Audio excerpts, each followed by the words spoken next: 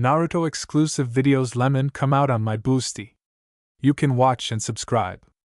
Link in the description, like the video and write a comment, enjoy watching. Description: Naruto finally understood. He was only needed to fulfill the prophecy. In this world, in this place, at this time, no one else needed him for anything, so why should he be there? But Hagoromo, seeing the pain of his son not receiving love for all his life, decided to change his life by throwing Naruto into an alternate past. But who said that everything would be so simple? Chapter 35. Konoha, alliance or not alliance? After I came out of the genjutsu, me and my opponent fell to the ground. I felt the greatest exhaustion of my strength in the last 7 years. It hurt me on a spiritual level, and I felt the exhaustion of even my soul. Fortunately, I came out of the technique quite quickly, because everything could have been much worse, and now I would not even be able to think normally if I had been there for an hour or two. Luckily, this genjutsu is not as strong in terms of restraint as Tsukuyumi, otherwise I would not be sure that I would come out of there, since I would stop resisting the onslaught of fire after 10 such tortures. I overestimated my capabilities and decided to look at Izuna's manjuku techniques, as they say. On the other hand, Izuna was holding his eyes, which were probably hurting. No, it certainly wasn't related to the blinding of his eyes, because he also had an eternal Manjiki Sharingan. Most likely his body just wasn't very used to the strain of the Manjiki Sharingan, and this was reflected in the pain in his eyes. And the fact that I was able to get out of the genjutsu like that certainly hit the Uchiha's eyes. Now was a good chance to defeat Izuna, I thought, getting up and dispersing my chakra. Slowly Izuna also removed his hand from his eyes, but I was already next to him with one powerful jump and hit him. However, he managed to block with his hands, because of which he simply flew away, not receiving noticeable damage from my blow.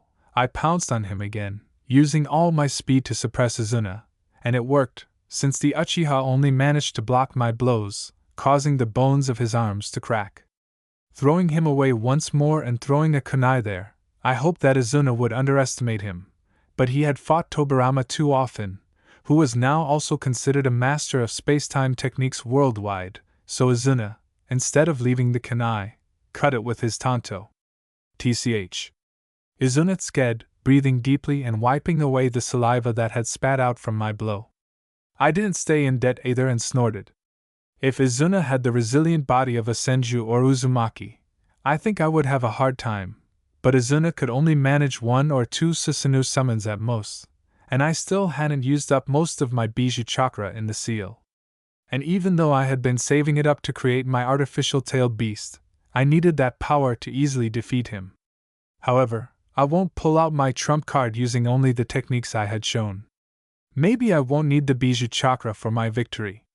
So seeing as Izuna stood up and began to fold the seals for the fireball technique, I prepared my technique by throwing the Hiraishin kunai towards him. Katan, Gokaki no Jutsu, Izuna shouted, releasing a huge fireball. I began to fold my seals. Hiraishin, Dorai, I said, and in an instant, the symbols that absorbed the ball began to diverge from the kunai I threw. However, I did not finish there, and while folded other seals I shouted, Jikuken Dorai, Kai. My technique dissipated and threw the ball back, but now towards Uchiha. I took advantage of this by throwing a hail of special Hiraishin shurikens after the fire. Because of the fireball, my opponent loses his view, and I need to take advantage of this by throwing as many shurikens and kunai as possible. Madara, with clenched teeth, watched the confrontation between his younger brother and this unknown Naruto, amazed by his abilities. These techniques. They had never been used in combat before, either in the Sengoku Jidai era, nor before that. Only the Uchiha could become owners of Jikuken ninjutsu, thanks to their Manjuku eyes, which opened up the ability to move. But to create his own combat technique of spatial ninjutsu. This did not exist before, and according to the whole world, the discoverer of this direction was Tobirama, but here, in front of him, was a man who calmly defeated his brother, also using spatial techniques, and also having his own remarkable strength. What are those spherical techniques worth, which his Sharingan could not copy, these techniques? Now this blonde once again demonstrated the use of spatial technique, reflecting his brother's attack, and spreading his tool of movement across the entire field. Thus, he not only avoided the blows of his younger brother, but also redirected Izuna's attacks, thereby striking all the inhabitants of the Land of Fire. Izuna tried in vain to use ninjutsu, which, due to the spread kunai, also moved at an angle in which they returned to Izuna again. Another such fireball, and Izuna lost sight of Naruto. Taking advantage of this, Naruto created his clone and climbed underground himself, using some techniques similar to underground burial. And how did such a gifted shinobi end up in Uzushio without being caught by anyone? Madara muttered, looking at all this. Izuna ran out of the radius of his technique, but was immediately taken under the onslaught of a teleporting clone. In the end, Izuna had to summon Susanoo again, losing his mobility. And only now Madara understood why one of Naruto went underground. In fact, he got to the Senju, but they were unable to join him in the war, Takashi answered, shaking his head and laughing. After his words, Madara remembered that it was this shinobi that Hashirama remembered, happy to see them again. Madara looked angrily at his friend, who was standing in the front rows among his clansmen. He was now actively throwing his chakra into the ground of the arena beneath him, strengthening and immediately repairing the broken boards and completely supporting the arena. If it weren't for Hashirama, the arena would have already fallen under the onslaught of the two combatants. Why didn't you tell me about this Naruto and his strength before? Madara cursed to himself as he saw Naruto emerge from the ground with lightning techniques on his hands, chirping like 1,000 birds. Raitun Raikiri! He heard Naruto shout as he pierced Izuna's chest. Seeing this, Madara widened his eyes and stood up abruptly. Quickly stop this fight! Madara shouted. Naori Uchiha and Naka Uchiha, two more Uchiha Manjikyu Sharingan, had already descended into the arena, along with the other two strong shinobi of the clan, Hikaka and Setsuna. However, they could do nothing to Susanoo, as their Manjikyu techniques were either too strong or too weak for Susanoo's armor. Naruto did nothing, only narrowed his eyes and looked at the spitting Izuna who did not want to dispel Susanoo. And Madara was slightly grateful to him for not pulling out his hand, since in that case too much of Izuna's blood would have spilled, and he might have died. However, the next moment, Naruto created that spinning ball in his free hand, seeing which Madara's heart sank, and he himself, in a panic, grabbed the railing and wanted to jump over himself and stop this blonde. But Naruto was faster and, grabbing Izuna tighter, turned around and hit Susanoo with a Rasengan, breaking his ribs from the inside. Seeing this, Naori did not hesitate and hit the same place with her futon technique, thereby freeing these two. Once Izuna Uchiha came out of his Susanoo and Naruto wasn't going to kill his brother, Madara relaxed. Wow, is that Hashirama-san's legendary Mokuton? Madara didn't see how he broke the railing with his grip, but Takashi noticed how the railing began to recover, reconnecting with each other, so he immediately exclaimed in surprise. Yes, the Uchiha said briefly, still looking at the arena, where Naori had already taken Izuna and was not letting him die with her Iri ninjutsu techniques. The medics had also already run up to her, and were helping Madara's younger brother. On the other side of the arena, the remaining 3 Uchiha elites grinned and pounced on Naruto, with the goal of avenging the younger brother of their patriarch. However, Madara ordered, "Stand down! Naruto Namake's won fairly." But the patriarch Sama? Naka shouted in surprise. He insulted the Uchiha and does not recognize the strength of our clan. We must take revenge and show him why we are called the strongest clan. That's my order! Madara shouted angrily, after which he turned to the crowd and continued, "Thank you for the time you spent on these fights. But the fights will no longer continue due to the flimsiness of the arena, so everyone is free to go." The crowd, which was jubilant from all these spectacles, began to hum resentfully, but to obey the Hokage's order, beginning to disperse. The daimyo also ordered his retinue to prepare transport for him on the road so that they could set out this evening.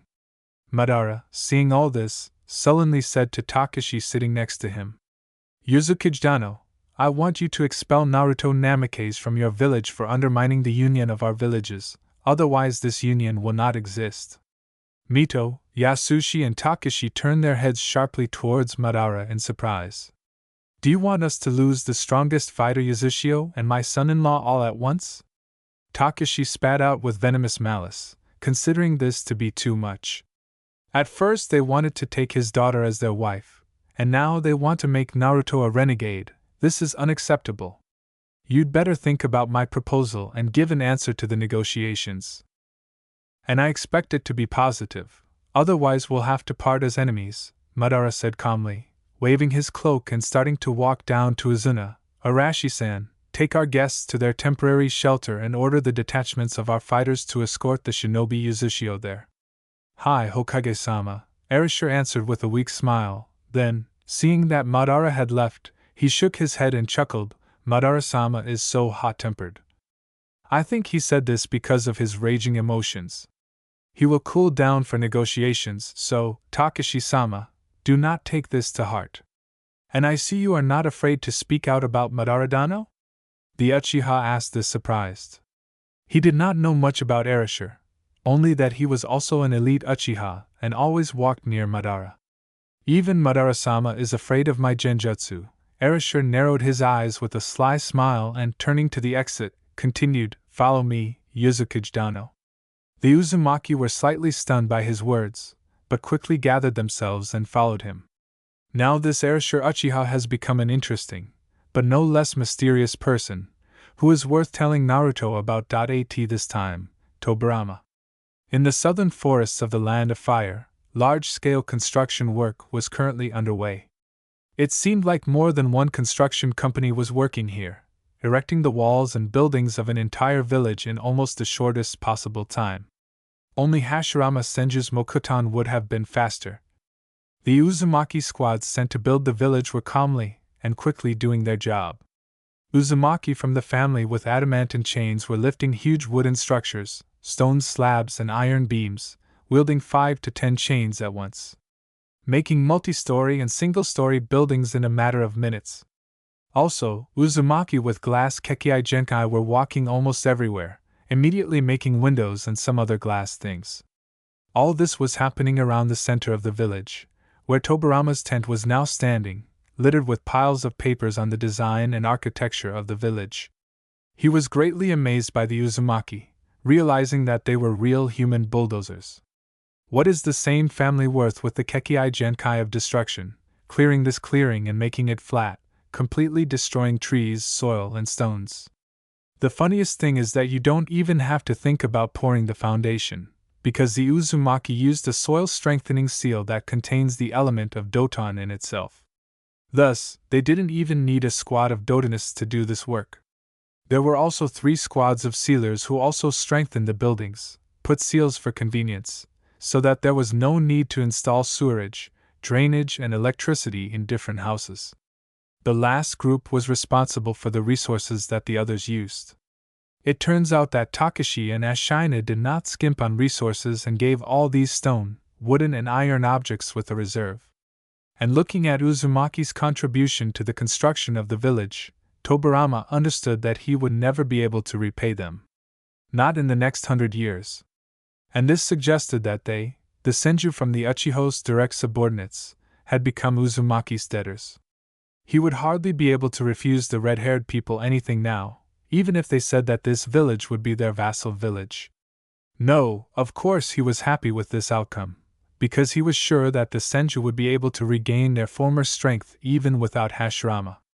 At the same time, they would not be the Uchiha's watchdogs, but rather ward supporters of Uzumaki, which was acceptable in the opinion of the albino. Although not the limit of dreams, where Tobirama wanted freedom for his clan as it once was in his childhood. But first, the main thing is to bring all the Senju here and, having appointed the main ones in some blocks, immediately begin the action of drawing in civilians and ordinary shinobi. Yasushio has already offered to help with this, but Tobirama immediately refused, saying that he can handle it himself. The main thing is that the daimyo does not start interfering in his affairs.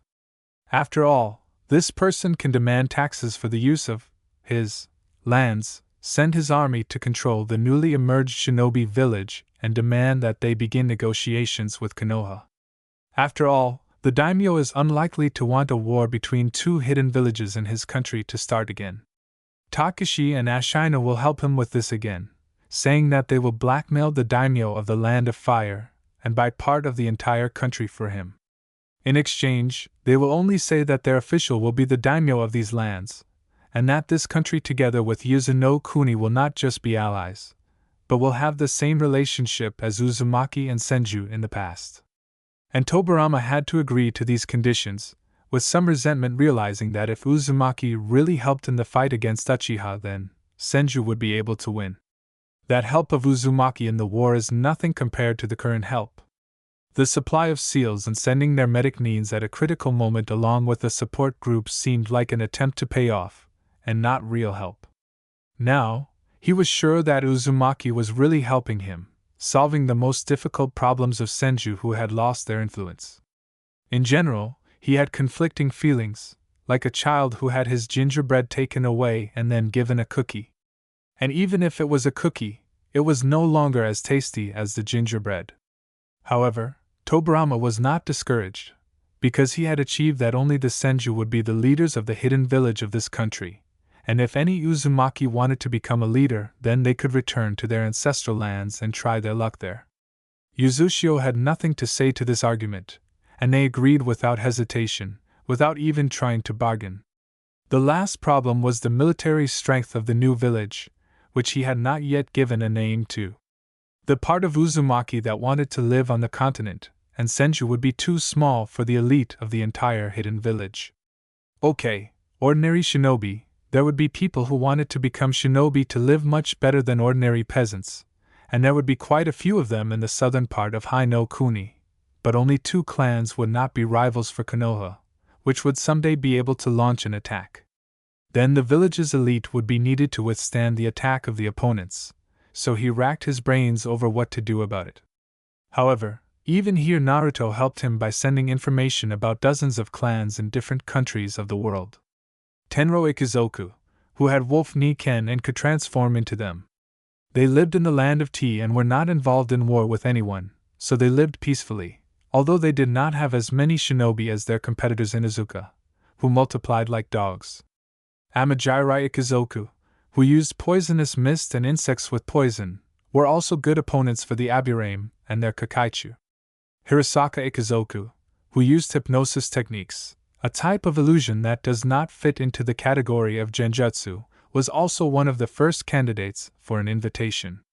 Tobarama considered them together since they all lived in the land of tea and he wanted to invite them all as one squad. There is also Yoda Ikizoku, a wandering clan of several people practicing weather control techniques. They were currently in the land of rain, and were also Tobarama's target. After all, a shinobi who can adjust the weather to your needs can greatly facilitate a fight. And if with proper preparation of the terrain, as well as weather conditions, then you can even make natural traps and thus reduce enemies. Tobarama's brilliant mind has already begun to put together a couple of strategies using the forces of this clan. The fifth was the Iburi Ikizoku, hiding somewhere in the land of fire. Honestly, Tobarama thought that this clan, who could turn into smoke, was extinct, since their advantage was the main weakness against Futon, which many knew about. And Tobarama would not really want to have a shinobi with such a frankly weak Kekkai Genkai, if not for their numbers, as well as Naruto's ideas on how to minimize their weakness. Also, without a village were the Kidoin Ikizoku, whom Tobarama wanted to recruit, because despite their danger, Naruto also sent a scroll with a barrier and its description, under the dome of which the Kidoin will not be able to walk in their face-stealing technique. So there will be no need to fear betrayal and sabotage by this clan, as well as the fact that the Kidoin will become outcasts because of this. Because if the barrier really works, and if it is shown to everyone, no one will be afraid of this clan as they do in other villages. The seventh, it turns out, was another clan called Kodan Ikizoku, which can form a substance inside itself that can be used for hypnotic, illusory, and medical purposes. Having heard about their abilities, as well as the backwater they live in, Tobarama was delighted and firmly decided to get this clan into his ranks. Also on the border of rain and fire was the Kahaku clan, which Tobarama himself knew about, a clan that could make amber techniques, considered an incomplete version of the Kekkai Genkai crystal. It was precisely these places that the Uzumaki would have to buy from the fire daimyo, and then Tobirama would slowly suggest that this clan move to a safer place. There were also a few more clans whose names he had already forgotten. They focused more on trade than military affairs, so Tobirama didn't pay much attention to them, just reading. Immediately after the battle, I decided to disappear from the Uchiha radar so as not to irritate these hot-tempered individuals once again, and not to provoke another fight in the village. Another scandal with my participation would simply anger the whole of Konoha, which after the victory over Isuna was already all on edge. Therefore, I decided to go to the lands of the Senju clan and sit it out there, sending my clone to notify Mito and Takeshi. I myself went to Senju Gamamon, the current summoner of toads from the sacred Myabokuzen, who is incredibly similar to Jiraiya. This Senju was one of the few remaining elite shinobi of the clan, and was one of the 5 elite jonin of the village from the Senju clan. Besides him, there were the Senju brothers, Toka Senju and some Idate Senju, who owned the Yentan ninjutsu and was able to create solid simple objects like sharpened blades and sticks, as well as owning the best kenjutsu of the clan. In general, it turns out that these 5 elite shinobi of the clan were now the support of the Senju, on whom the whole name of the Great Senju clan rested. In the past, before the intensification of the war by Butsuma Senju, the clan really had about 2,000 Senju, of which almost all knew how to fight, although they did not need it, but now the number of the clan has fallen by almost half, and the military strength of even ordinary Senju was not even close to that of those times. At the same time, although the Uchiha had roughly the same number of clan members, they had more geniuses and nuggets who were able to defeat the Senju clan in a battle of attrition. And while I was digesting the sad state of the clan that Gamamona had told me, the owner of the house went into the kitchen to get us something to eat. And I was sitting there and thinking about how my appearance made Senju weaker than Uchiha? And it's not just about the eternal Manjuku Sharingans of the 2 brothers, but also about other members of the clan. In the history of my past life, nothing was said about such strong shinobi as Naori Uchiha and Taka Uchiha, and yet they each have a Manjuku Sharingan. These eyes already give the power of the Kage level and higher, and these shinobi themselves were not so weak that without eyes they would not be considered elite, so it's surprising that no one knew about them in the past world. On the other hand, so many Manjuku Sharingans and Eternal Manjuku Sharingans are to my advantage, because such a strong, and most importantly dense Yin chakra can be used to obtain Rinnegan's. Black Zetsu is not the only one who has his own plans for these eyes. If I somehow get the dense Yin chakra of the eyes of the same Madara or Izuna, then mixing them with my dense Yang chakra, and also using the Biju chakra as a stabilizer and an energizer for the eyes with chakra, I think I can awaken the Rinnegan. However, this requires calculations and a bunch of years of waiting until I make my Biju. It will be easier for me to ask Kurama for a favor. It is unlikely that my body, unaccustomed to the tailed beast chakra, will suffer greatly from his chakra, and if everything really works out, thanks to the Rinnegan I will be able to restore my body. Or will I not be able to? I always wondered why Nagato did not cure the ailment of his body. In general, there are things for the future that are worth thinking about. In the meantime, it is worth focusing on the problem of the Senju clan. I brought us sweets and tea, there was nothing to crunch on, said the chestnut-haired, blue-eyed shinobi with the kanji oil tattoo on his cheek, walking briskly into the room. It was Senju Gamamona. It's okay, Gamamona-san, I'm fine as is. I nodded, helping the owner of the house to set out the goodies and tea. In general, I noticed that this toad summoner did not have the aura of a sage, which I felt from Jiraiya.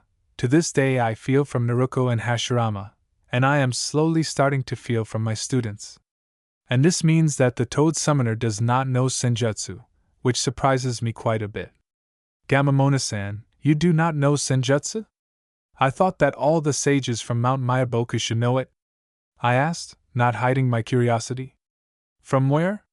Gamamona asked, frozen in surprise, turning to me. Not many Senju know about the connection between toads and senjutsu, not to mention outsiders. Believe me, I know more than you think, I shook my head.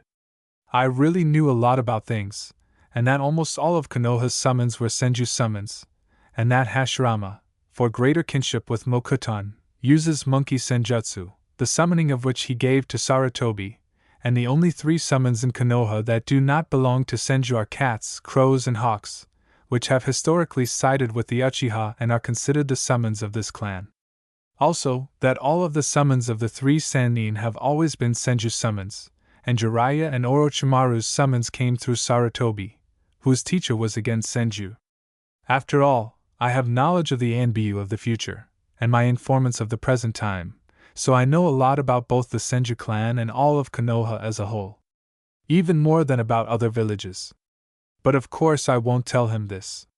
You're right, I can't master senjutsu, it's too difficult for me. He shook his head sadly. Fukasaku-san called me a mediocrity, although I was supposed to be a toad sage, the one who represents Myobokuzen and is the main bridge between shinobi and toads. I remember that. I smiled sadly, remembering my past life. Besides me there were other summoners, the same Konohamaru, but I was the representative of the toads and the one who was considered a sage from Myobokuzen. Then, when I stopped communicating with Kurama a lot, I often communicated with the toads, improving my art of the sage. And in fact, I could help Gamamon with his mastery. No, I will not teach him, because it is an additional hemorrhoid, but I can help with advice or an idea. What? Not understanding my words, Gamamon asked, and I waved my hand. You know, you probably felt that I owned senjutsu, and I can tell you if you have any questions, I told him. So that's what that feeling was from you. Gamamon grinned, slapping his fist on his open palm. I was trying to understand why your chakra sometimes fades and merges with nature, and sometimes it's so bright. And your aura is like Hashirama-sama's or other Sannin.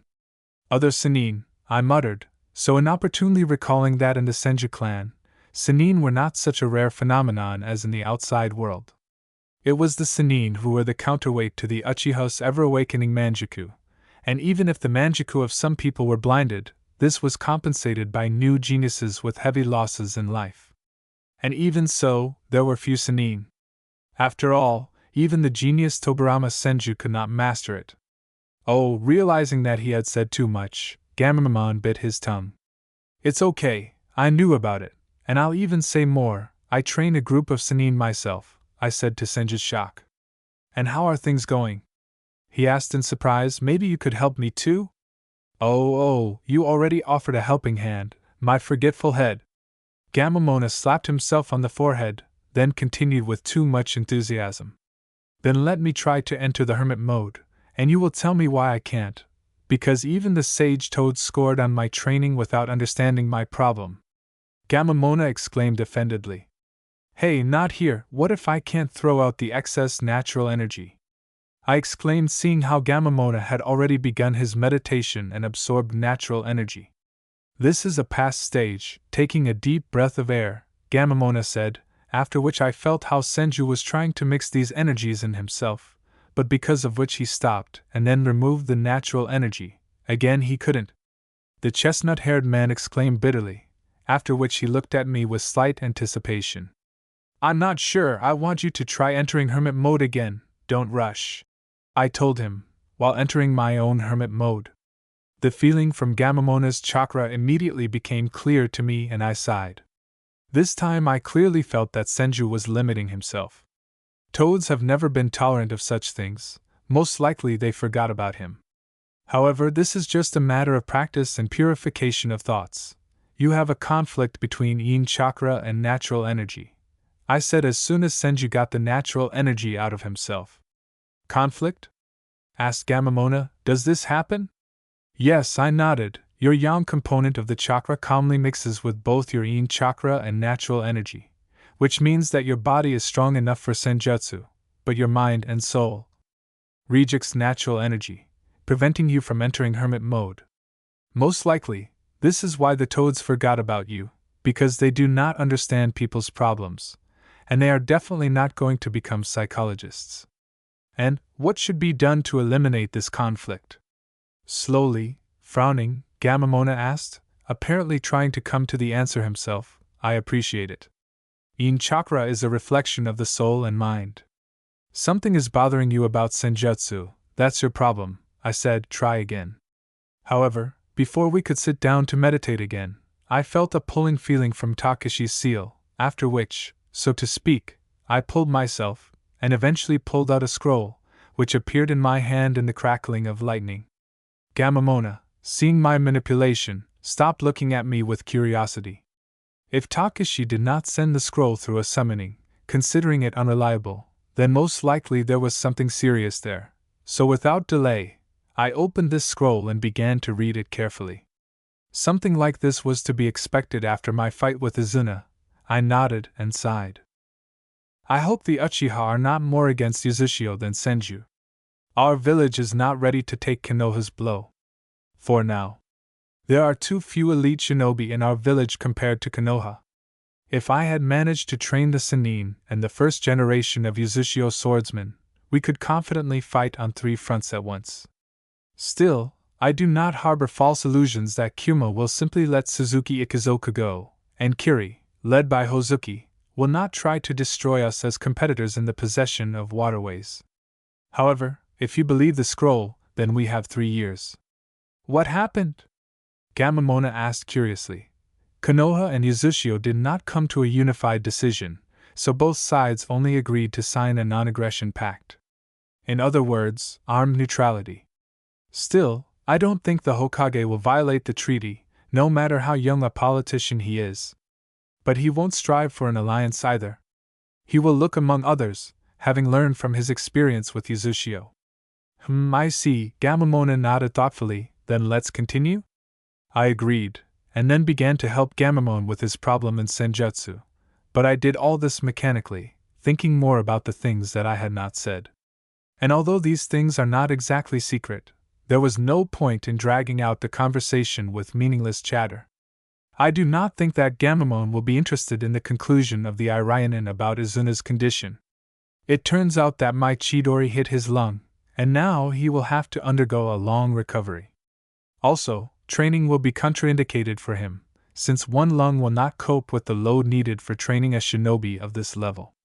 In general, I really was able to eliminate Izuna for a good period of time, about 6 months. The letter also contained Takeshi's personal concerns about the plan. After all, he underestimated the strength of this village, considering only Hashirama, Izuna and Madara to be a real threat, but it turns out there are at least 3 more Manjikyu Sharingan. Also, one shouldn't write off the patriarchs of clans like Hyuga and Sarutobi. After all, they are also very strong shinobi. Therefore, Takeshi is afraid that Konoha will still be able to organize military action against the Senju village under construction. And in that case, we will not be able to help Senju, since this will destroy the non-aggression pact. The Uchiha do not violate the pact by attacking Senju, but we will violate it if we get involved in this matter, since this is a squabble between 2 countries not controlled by Yuzashio. Yes, we have an alliance with Senju, but you can't explain this to Konoha, especially if we are not supposed to know about the existence of this village. But I think that we can make such a big fuss here that Konoha will definitely not care about Senju. Alternatively, we can blow up the Senju quarter after they are moved and try to shift the blame. Well, onto those same Bokuten guys from IWA. And what, it's not a bad idea to leave the explosive clay of the Hayuza clan, neutralized by Raitun, at the scene of the crime. Then all of Konoha will be on edge and will act in relation to IWA, and our maneuver may even go unnoticed until the Senju gets strong enough. We can also carry out a visual sabotage, and kill some strong Uchiha shinobi so that they have more motivation to slap IWA. Naruto-san, thank you very much, Gamamona said with a hint of fatigue in his voice. Your advice was extremely useful, but I don't think I can continue like this, and it's night outside, so maybe I should sleep on the futons?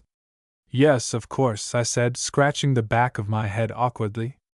I didn't even notice how time passed so quickly. Chapter 36. Military action?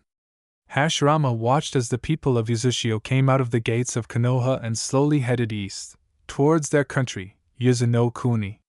It had been 7 days since the arrival of the Yuzashio shinobi to the Hidden Leaf, and only now were the shinobi of another village leaving Konoha. For many, as well as for Hashirama himself. The arrival of the Uzumaki and this attempt to form an alliance was a huge pressure not only because of their first experience in such a large-scale event for the entire world, but also because the Uzumaki were not friendly. This was noticeable in small things, starting with the fact that they did not hide their colossal chakra reserves at all, and ending with how they behaved towards the people of Konoha. Yes, the chakra of the average Uzumaki Jonin is like that of 20 Konoha Jonin. This is something that the censors of the Hidden Leaf were able to understand in 7 days. Even Hashirama, who thought that this unfounded hostility between the two villages was stupid, felt uneasy being in a village with such monsters whose chakra reserves were second only to his. And if you imagine that there were about 20 such people in the village, and they did not try to hide it at all, emitting chakra throughout the area, Hashirama did not understand how some particularly hot-tempered Konoha shinobi did not start a massacre right in the village. Fortunately, it was all over now. And although the head of Senju was saddened by the final result of the negotiations, he believed that this was the beginning, a small step towards peaceful coexistence of the two villages. And then more is possible. All the hidden villages, shinobi, will unite and will not fight each other. This was exactly Hashirama's desire, and he hoped to achieve this in the least bloody way. Hashirama, Madara appeared next to the head of Senju and also looked at the shinobi of Uzushio walking into the distance. "Hello, Madara." Hashirama smiled broadly and patted his friend on the shoulder. "Don't worry so much about Uzumaki. They were most likely just nervous, that's why they showed hostility. I think with small steps we can build a good alliance with them." Madara did not comment on Hashirama's words in any other way. "What do you think about Namikaze?" "Namikaze?" Hashirama asked in surprise, then thought for a moment. "Well, he is a very strong shinobi. Perhaps at our level or higher, but not lower." "Why did you decide that?" Madara frowned. His pride as the strongest was hurt. "Have you seen that he has a bunch of S-class area techniques?" Hashirama asked rhetorically. "I don't think that's his limit. He didn't look tired after everything. Only genjutsu could exhaust him. And even after that, he fought calmly and was able to almost kill Isuna. Also, don't forget that he used Sen chakra. I sensed the aura of a hermit from him, and if he had entered hermit mode, I don't think even you would have defeated him. Where did he even get such strength?" Madara's aura became colder, but this did not frighten his interlocutor. How can he even know about the hermit regime, and about such strange ninjutsu without being a descendant of a strong clan? "You are mistaken," Hashirama shook his head. "He is exactly a descendant of the destroyed clan. He himself told me that Namikaze Ikizoku was destroyed by the tailed beast. So they were not as strong as the Uchiha and Senju. So where did he get the strength equal to us?" Madara hissed again, clenching his fist. He could not understand one thing. How was Namikaze so strong if his clan was destroyed by the Biju? Yes, all the clans of the world were afraid of the Biju, but not the Uchiha, Uzumaki, or Senju, who could drive away these beasts and protect their possessions from them. Even the Hyuga clan, which has the legendary Byakugan Dojutsu and the most skilled taijutsu in the world, cannot boast of this. "I have no idea myself," Hashirama shrugged. "As a child I took it for granted, but with age I understand the absurdity of Naruto's strength. However, even so, I respect his strength, and I think that you should be friends.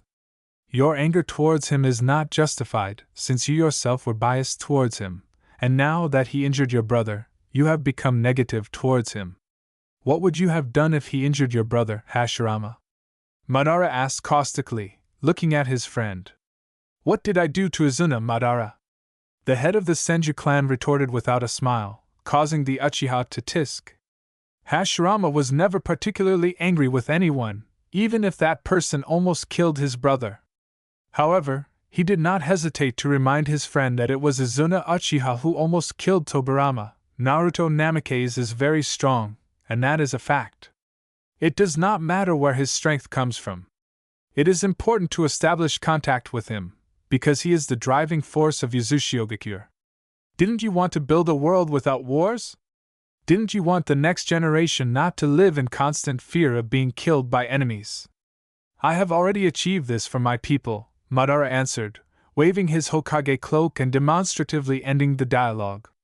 He did not want to argue with his friend, since he always started the same old story, which had already begun to slightly irritate the Hokage.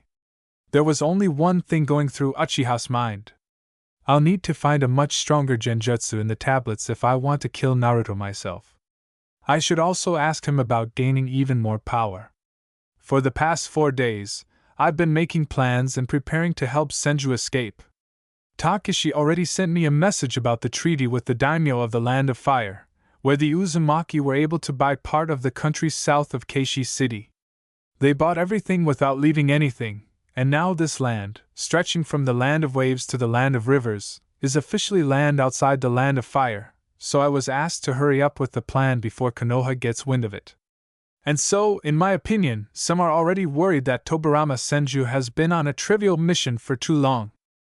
And it's better to do everything before the same Nara combined Tobirama's absence and the purchase of those lands. From Takeshi, I also learned that Yuzushio's treasury was completely empty, so he and Tobirama agreed that the Uzumaki can trade through their lands with Suna and Aim, which are just outside the Land of Rivers. Before this, such trade in those places was hampered by the Land of Fire and huge taxes for transporting goods from east to west, but now these goods will get to Suna and Aim for free and it will be possible to make big money on this. I myself was thinking about how to cause more chaos in Konoha so that the traces could not lead to either Uzumaki or me. And the only thing I realized was that I could cause a huge mess in Konoha if I blew up the Senju quarter right after teleporting all the Senju from there, leaving some explosive clay at the explosion site to divert suspicion. I would have blown up some other places in Konoha, but it would be unlikely to be possible to do this outside of closed quarters. And there are many shinobi in Konoha who can detect this, so I chose the Senju quarter, notifying the most influential members of the clan about the explosive seals. Afterwards, I decided to leave evidence in the form of explosive clay, showing Iwa's affiliation in this matter. Then I decided that I would send a Baijidama to Konoha with the help of Fumiko, and I would call a mass summoning of animals in Konoha. No, I don't think that Konoha would suffer very much from this, because the Baijidama would most likely be stopped either by Madara with his Susanoo or Hashirama with his Mokuton, but there would still be casualties from the explosion. And if not, then the summoned animals would still damage the village. For this, I was even able to go into my created world, where I sent the results of unsuccessful and successful experiments. There I was able to put a mark on several dozen animals. I think this will be enough to alarm the Land of Fire. The main thing is not to overdo it, since then the missing Senju would get caught in the crossfire. After all, when Konoha realizes that the Forester's clan is alive, they will pin this attack on them and brand them traitors. And in order to clear their good name, the village hidden in the leaves will try to destroy Tobirama's village. Although, there may be another result of such a diversion, namely that there will be a huge outflow of people who will suffer as a result of this operation. Konoha's advertising campaign was strong protection of citizens and the safety of the village under the leadership of the strongest clan and the 4 strongest shinobi of the Land of Fire. But Konoha's reputation after such an attack will go down, and I hope that even some clans will change their minds. Working through all these plans took a lot of time, but I managed to find time to see how things were going with the transformation of my chakra into the Biju chakra. And the amount I saw greatly worsened my mood. Now this chakra barely reaches the reserves of the Tokuju chakra, which was simply terrible results, considering that I did not even spend much on techniques. Thus, it will take me almost an eternity to get to the level of the Biju, even the one-tailed one. Therefore, I had another idea. Find an alternative source of chakra for the tailed beast. Digging through my memories, I could only think of 4 sources of chakra for my Biju. The first is the demon Mori. He has a chakra reserve at the level of a tailed beast, but the problematic thing is that the chakra will be too dark, and this may affect me in a bad way. I don't want to fall under the influence of evil chakra at all, as it once happened with Kurama. Therefore, I dismissed this option almost immediately. The second is the source of Rurin, but again, I don't want to get into the past again or get into it somehow because of the instability of the source. I should visit there somehow and seal this unstable source like my father did before it's too late. I've changed a lot in this world, and I can't predict how this source will behave. Therefore, this option is also out of the question. Although, in order to embody my world, this dragon vein may come in handy. After all, my world is not fully embodied, and even the entire structure of my small closed world is not fully material, but rather a solid illusion, or something similar. In places, of course, there is real matter, but not everywhere. If I can ever embody this world, I will be able to use it like Obito did his Kamui. Maybe I will even be able to come up with other techniques related to the world. Anyway, I digress. The third possible source for my bijou is the demon Satoru, who feeds on either bad moods or negative emotions, and is as strong as the tailed beasts. These three sources of huge chakra could be used to create a tailed beast, but that could lead to huge troubles, so I like the fourth option the most, namely the source of chakra in the form of all the Uzumaki.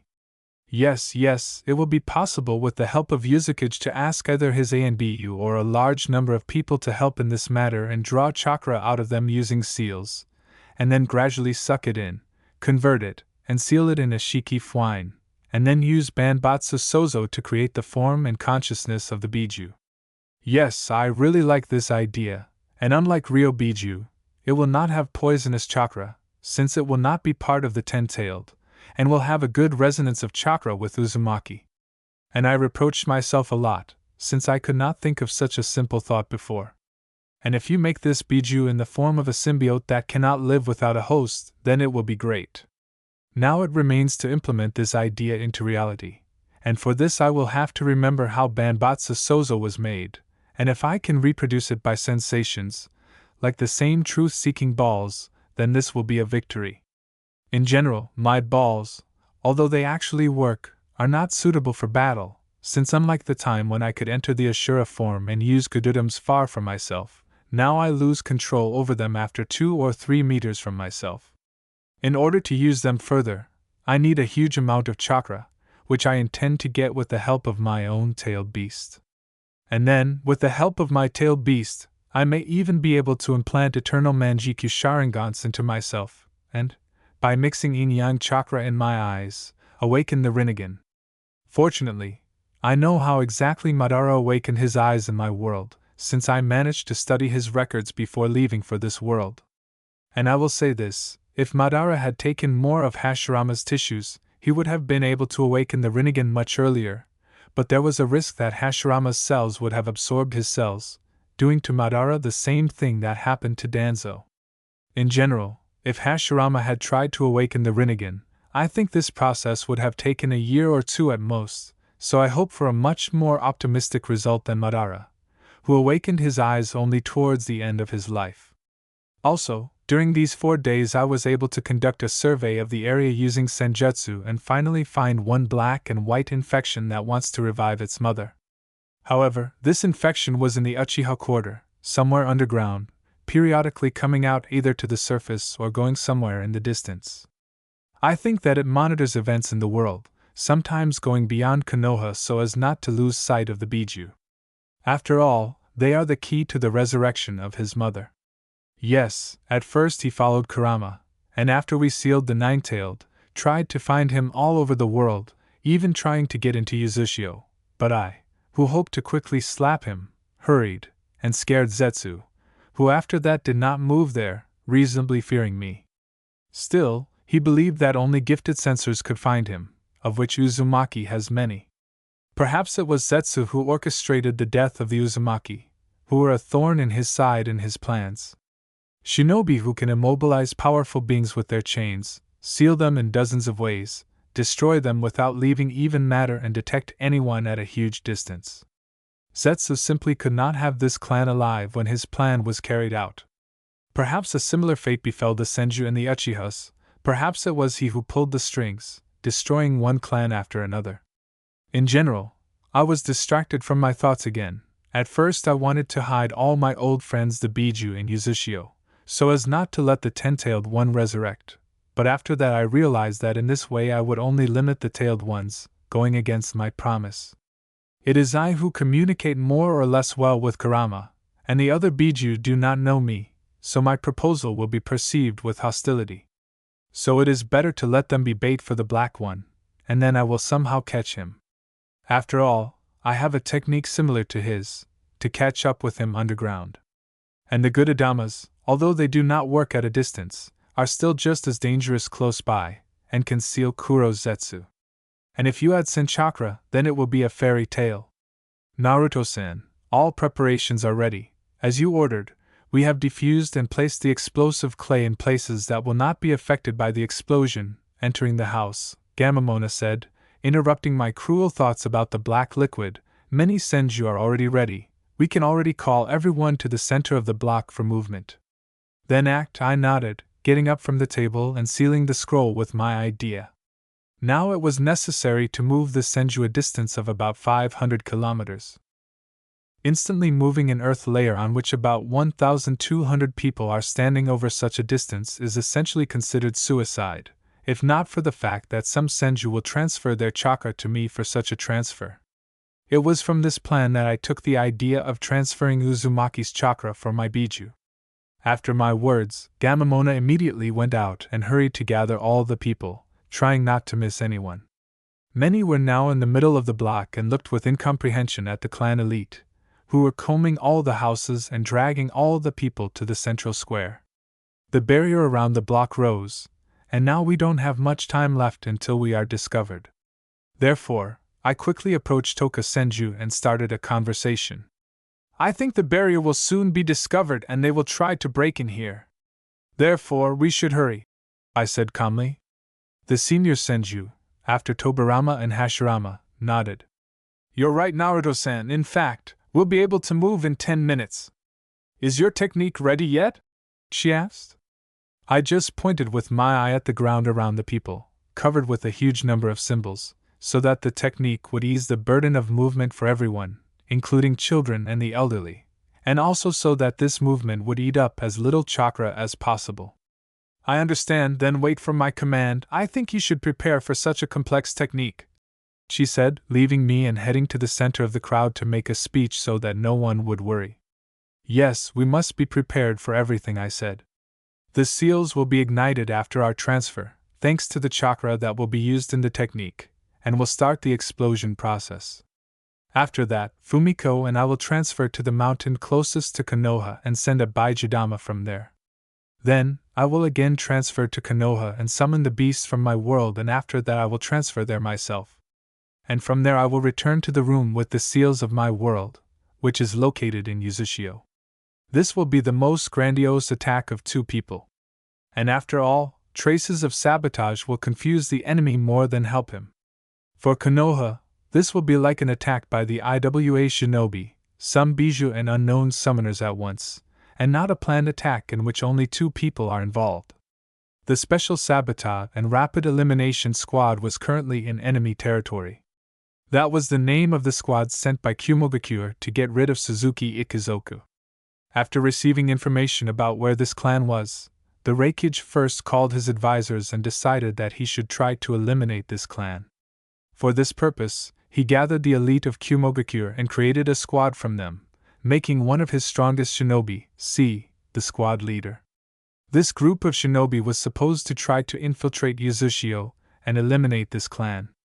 If they succeeded, then they should immediately return back to report to the Reikage, and if they failed to do so, then this squad was obliged to obtain at least some interesting and important information about Uzushio, because this village was one of the most hidden. After that, the Reikage decided that he would start from this information, thinking about what to do next. He wasn't afraid that Uzushio would be considered enemies of Kumogakure. After all, he had already gotten rid of the evidence for the accusation by assigning them the rank of a renegade of the village.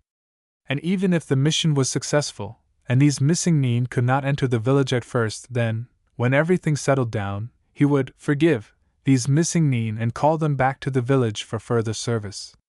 Therefore, a few days after the location of Suzuki Ikizoku was learned from a spy from Konoha, this squad was already standing on the territory of Yuzuno Kuni and was thinking over a plan to invade the village in order to finish off the clan with two unpleasant hovering/flying techniques. The Reikage furiously wanted to destroy them, because the head of the clan once killed his family, and now the first wanted to take revenge on the second by slaughtering the entire clan. Now C was giving orders to his shinobi on how they should find out the exact location of Suzuki so as not to run into other clans. It was decided that they would find out the answer in the port city of Osaka, which was located just near Uzushio. And then they would look for gaps in the barrier in order to find weak points, and, having struck there, break under the barrier. Most likely, the shinobi of Uzushio would notice them, so those shinobi who know how to use right and no yora would break in first. These saboteurs were supposed to run at full speed in the direction their sensor pointed them, then kill as many shinobi as quickly as possible, and run back. It was a straightforward Kumo-style plan. However, this plan failed in its infancy, as their squad was spotted close to the entrance to Osaka City. No one knew that the Uzumaki had a whole family of powerful sensors, which were able to detect the failed spies within minutes. And in order to find out who was so strong in these parts, Uzushio sent a squad of her Anbu, who, during a short conversation, started a fight with the Kumo shinobi. But despite their failure to penetrate, the Uzumaki Anbu squad still couldn't do anything to the elite Kumo squad, and the two more squads that came to help weren't much help. However, the Uzumaki were still able to barely push the Kumos back into the water, where they had already turned on the seals that created a natural barrier against the Kiri shinobi. Namely, the whirlpools, after which this country was named. However, the Uzumaki didn't take one thing into account. Kumo is not Kiri, and they don't use water for their techniques, so the whirlpools only narrowed their maneuvering space, and didn't take over control of the water. Because of which the ANBU squads were still gradually shrinking and dying. Unfortunately, it was at this time that many shinobi were away on missions. Some were sent to help Tobarama Senju, some of the strongest were in Konoha, and the rest were distributed so that it would appear that Uzumaki was working in normal mode. Therefore, Uzushio could not send more than 3 squads here. The Kumo shinobi, who were a speed type of shinobi, and who used water for their own purposes, as an amplifier of their current, slowly and surely killed their opponents. Until one rather strong source of chakra flared up in the distance, which disappeared a second later.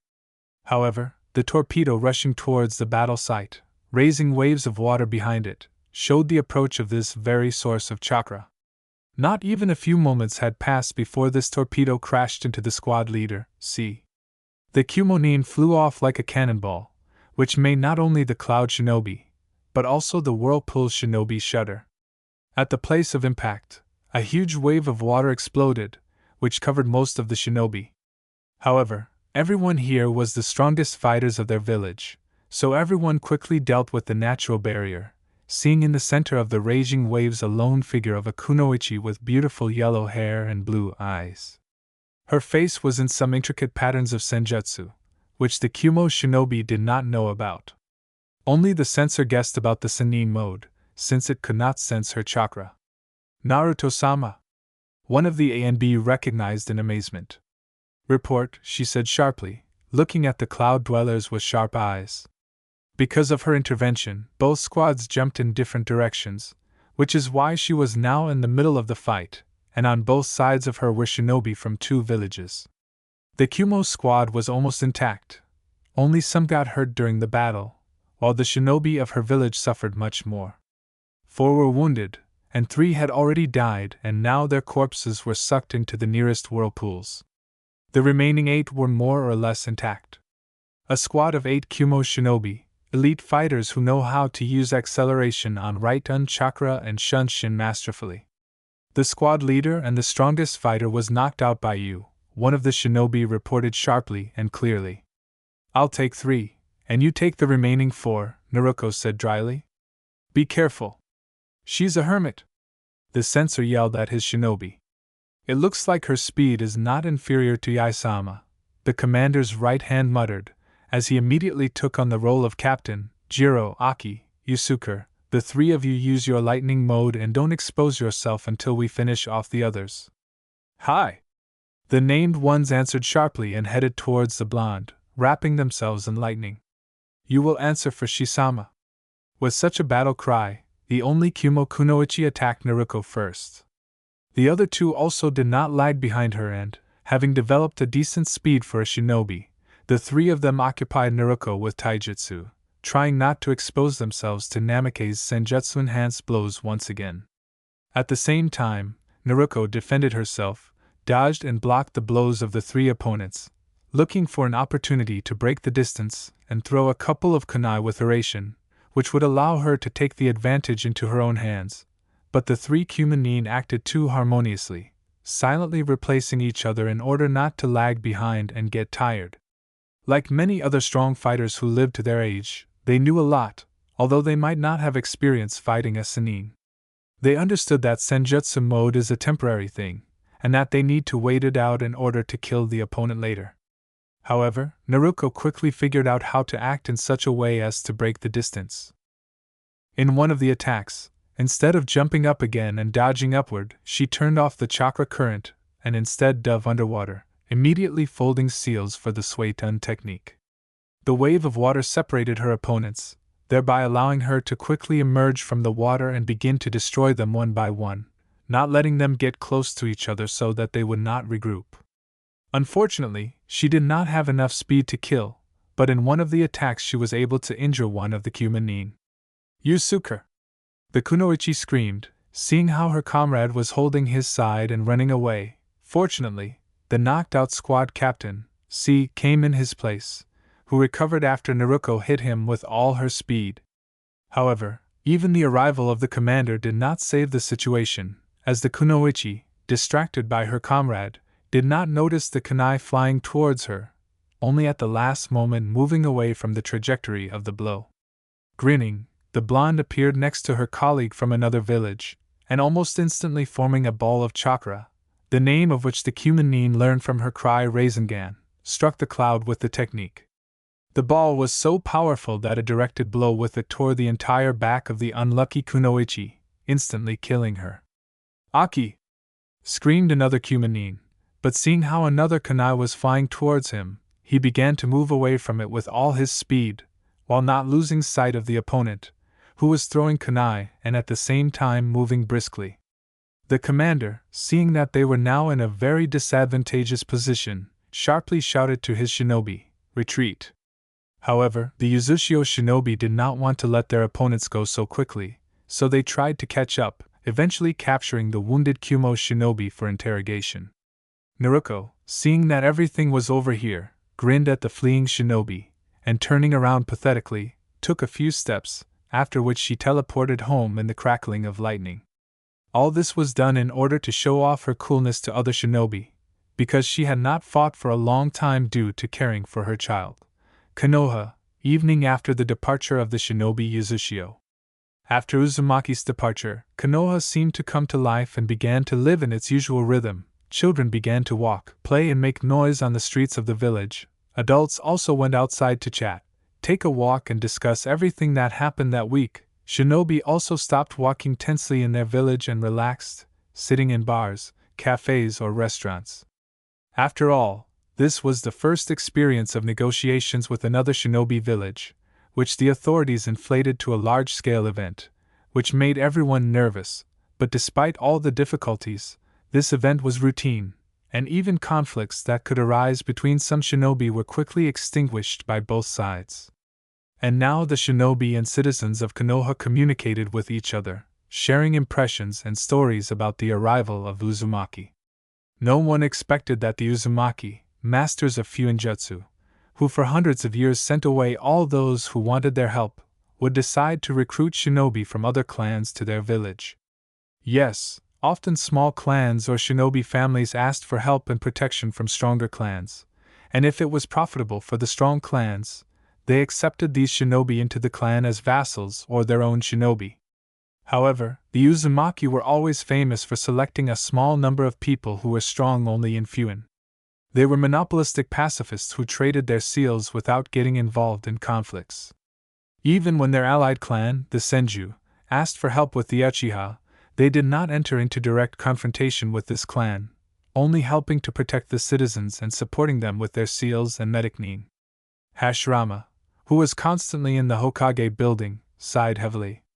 For several days now, he had been working with documents, missions, and negotiations, without really resting. As the Hokage's chief advisor, he was also loaded with work.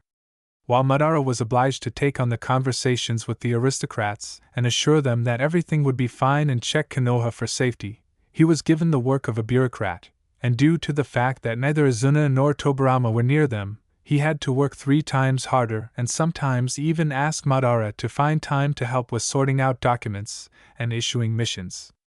Unfortunately, the bureaucracy system was not debugged, so the documents and papers had to be dealt with by the high officials of Konoha, instead of pushing this matter onto their subordinates. However, this storm of papers would soon end, since the main event of the month was over.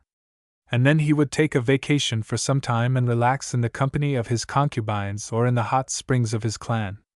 Although one does not interfere with the other. Yes, Hashirama decided that after all this was over, he would have a blast.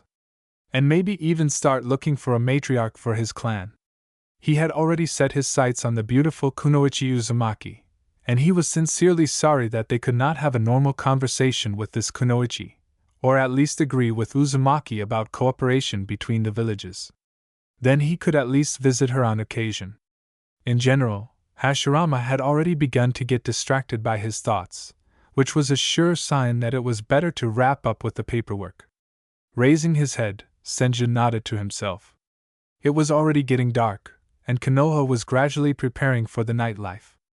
Hashirama sighed. He would like to head to his quarter now, but he had another pile of papers that needed to be finished before the morning. It looked like he would again spread out a futon here and work between rests. Before he had time to lie down, he felt a huge surge of chakra, almost equal in quantity to the tailed beast. The mixed feeling indicated that more than one person had used the unknown technique, and Senju immediately became worried and stood up, as he felt this wave of chakra from his quarter. Boom! Before he even had time to go out the window, a huge, powerful explosion was heard from that side, instantly causing panic in Konoha. Tree splinters, rocks, and many other things flew to the sides like a cannonball, destroying everything that came their way. Senju's eyes widened from shock, fear, and disbelief, but quickly pulling himself together and praying to all the gods, he headed in that direction at his maximum speed.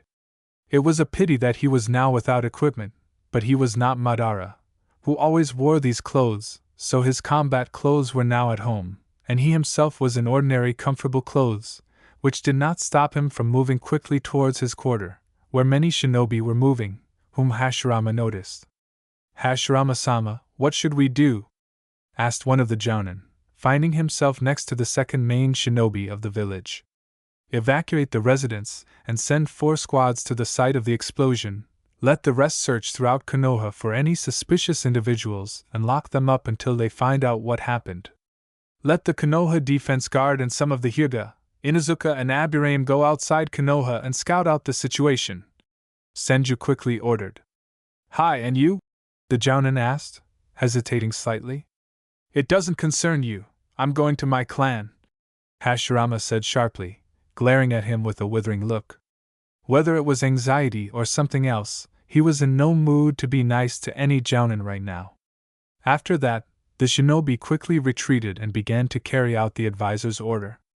Hashirama himself was already close to his block and looked with horror at the ruins of the houses near his block. The shinobi who were already here were saving ordinary citizens and their colleagues who were unlucky enough to be close to the explosion.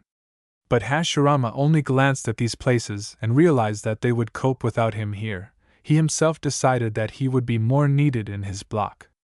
However, he had not gone even 10 meters before he noticed that the structure of one of the houses was collapsing and would soon fall on a civilian girl. The other shinobi also seemed to have noticed this, but they were too far away.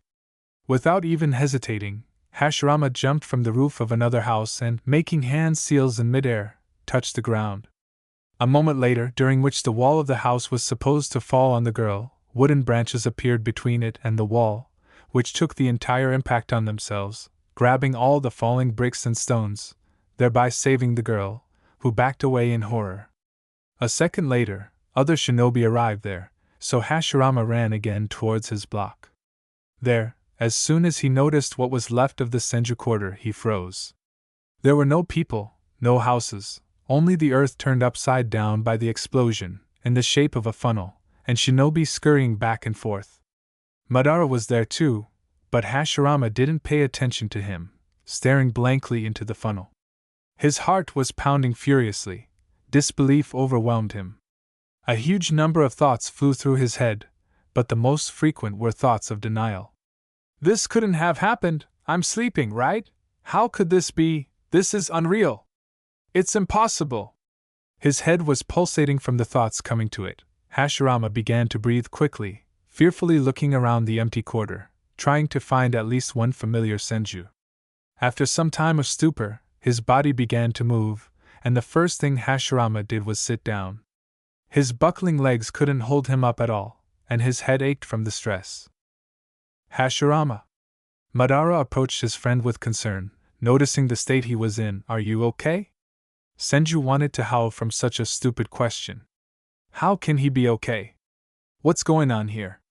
Just half an hour ago everything was okay, and now. He didn't understand anything. He didn't understand who did this. Who should he take out his rage and devastation on now? How did they do it? Why did they do it? And most importantly, why his clan? Why his relatives, friends, and loved ones? Why those people who relied on him? Hashirama? Madara slowly touched his friend, looking into his glassy eyes. Yes? He said absent-mindedly, looking at the brunette with scarlet eyes. Hashirama, pull yourself together. The Uchiha looked sadly at one of his close people. It's not time to mope yet. We must take revenge on those who did this. We must find out who could have blown up an entire clan and thus attacked Konoha. I will personally take care of this matter, but I need your help. You say revenge? Hashirama looked around bitterly. However, before he could answer, he felt another large flash of chakra not far from here. The others felt it too, and looked in that direction. What they saw made them startle, as some of them knew very well what it was, and the rest who did not knew were amazed at the power of this technique.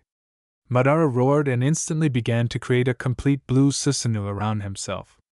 A moment later, a blue giant 70 meters long was formed in the former Senju quarter, and which, thanks to additional limbs in the form of wings, was able to fly up to meet the technique thrown by the enemy and stand in front of Konoha.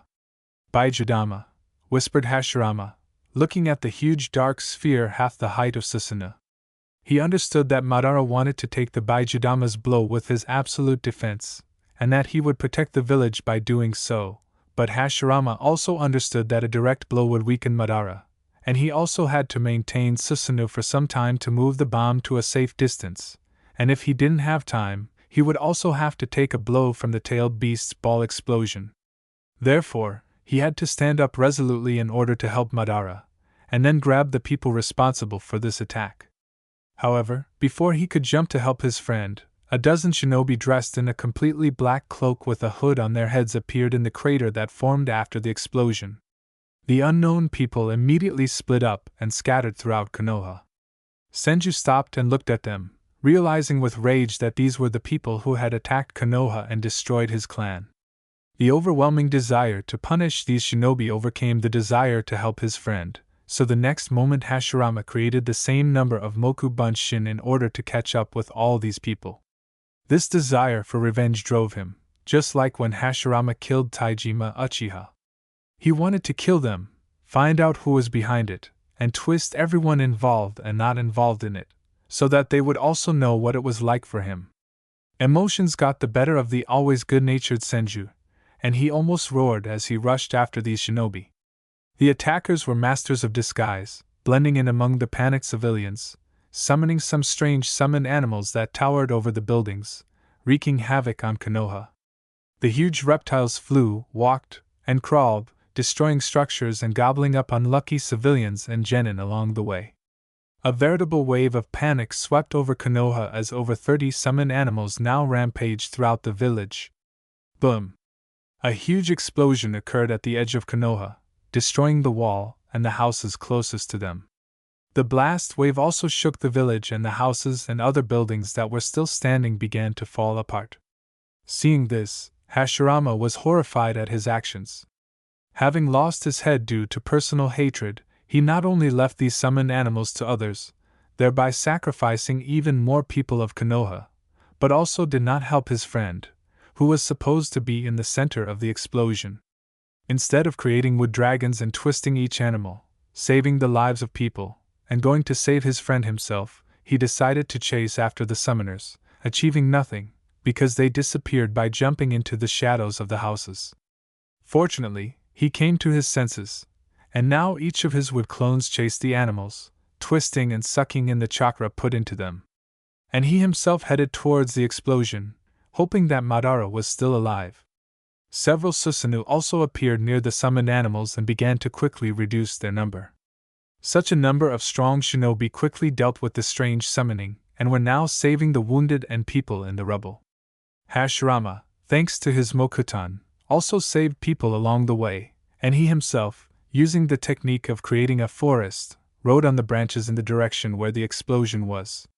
He reached the place of the explosion quickly, and now he watched as Madara lay in the middle of the ruins of the walls, catching his breath. Phew, the main thing is that his friend is alive. Madara! Hashirama ran up to his friend. Are you okay? Yes, Madara nodded, slowly getting up. Everyone noticed the unsteadiness of the Uchiha's movements, but no one commented on it, looking at the Hokage with great respect. This man was able to single-handedly stop and take a blow from a Baijudama that could have wiped the entire village into dust. You're too weak after just one Susanoo, Hashirama said, raising an eyebrow. Usually, his friend could fight for hours in this form, but here he lost his stamina after taking just one, albeit strong, blow. And this did not fit into the head of the Senju. You could summon such a Susanoo that could grab and throw a Baijudama aside.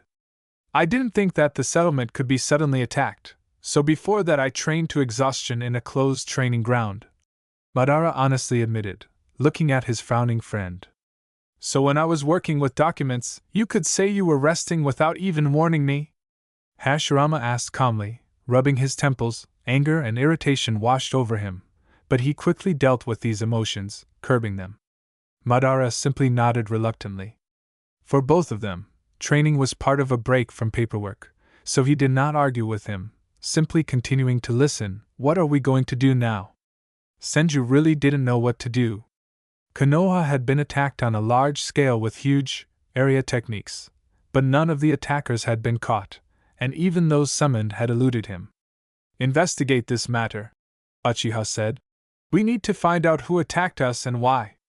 When you left to stop the Baijudama, the village was attacked by a dozen shinobi who had the same summoning of strange animals.